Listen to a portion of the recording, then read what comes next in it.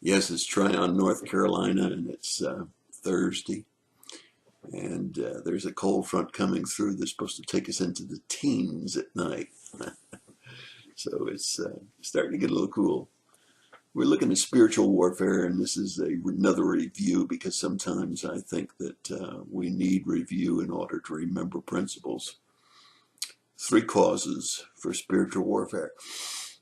We have Satan, who can tempt us and seems to know our weaknesses pretty well. There's sorries, that is, people around us who are unethical, immoral, those who don't use proper ethics, those who deliberately antagonize, people that just have the wrong principles. And they too can tempt us to act and react according to their behavior. And then there's self.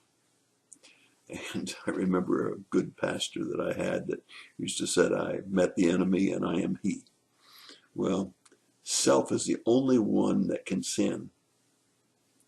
That's the only one that can cause us to sin. We can be tempted by Satan, and we can be tempted by sorries, but it's self that has to give in to sin. And we talked about 3 dangerous things. First of all, people. Well, since sorries are ones that can help us to get into spiritual warfare, we need to remember to be around people that lift us up and build us up, and not those that tear us down, or those that cause us to be tempted or try to lead us astray in our lives. Second is places. There's a lot of places that are bad places for us to be, places that would help to bring us to temptation, help us to bring us to spiritual warfare.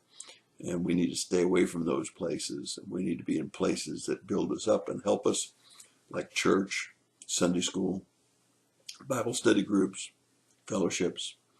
Those are the good places. And then finally, power. So many times we think we can do it on our own. And the Bible warns us, be careful that we think we stand lest we fall. Very often we think that there's an area that we have no problem at all controlling our spiritual warfare or giving in to temptation. And many times those very places are the ones that we get trapped up in. So we need to be sure that we're not trusting in our power, but we're trusting in God's power. And we started looking at the fixes, and of course the general fix is to walk with God. But that's pretty specific, pretty general, isn't it? So we started to break it down into specifics, and we said the Word of God, not the Bible. Yes, the Bible contains the Word of God, but the Word of God has to indwell us. We have to understand it. We have to move it from our heads to our hearts. We need to obey it. We need to follow it. So the Word of God, it's exactly the way that Jesus resisted the temptations when he was taken into the wilderness. Second, we need to remember to call on him. When we're tempted, it's a great time to call out to him. When we put our mind on him and we're calling out to him, we're not like to give in to the temptation, that we need to call on him. Third, we need to abstain from fleshly lusts. I love a pastor that has gone to be with the Lord, who said we can't stop Satan from putting a picture into our mind, but we don't have to allow it to turn into a full-length motion picture. And so when we have an unclean thought or an improper thought, we find ourselves in spiritual battle, we need to be sure that we abstain from the lust of the eye, the lust of the flesh, and the pride of life. We don't have to dwell on these things. We perhaps can't prevent them from coming to our mind, but we can quickly rebuke Satan and take them out and replace them with godly pictures and godly thoughts. And then number 4, we need to look for our way of escape. We just looked at that yesterday. God says that there is no temptation taken us but such as is common to man, and that with every temptation he'll make a way of escape. We need to look for those ways of escape.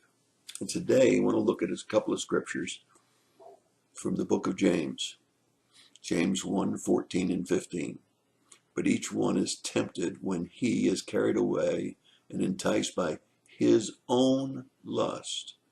And when lust has conceived, it gives birth to sin. And when sin is accomplished, it brings forth death. Now, what does that say? Again, it goes back to the principle that we're the only ones, self, who can sin. We can be tempted, but we're the ones that have to make the decision on whether or not we're going to sin and whether we're going to lose the spiritual warfare. And we need to remember that sin always leads in death. And then James 1:24. For once he has looked at himself and gone away, he has immediately forgotten what kind of person he was. I think so many times we do that. We come under conviction in a church service or come under conviction under certain circumstances, but in a short time we've forgotten what God showed us in the mirror. And so how would I title this fifth way to win the spiritual warfare? Taking responsibility for ourselves. Knowing when God reveals to us what and who we really are, that we would then be obedient to remember that we've got to change from that kind of person. We've got to be responsible for the things that we do. That's another way to win this spiritual warfare. And it's your thought for the day. God bless you and have a great day.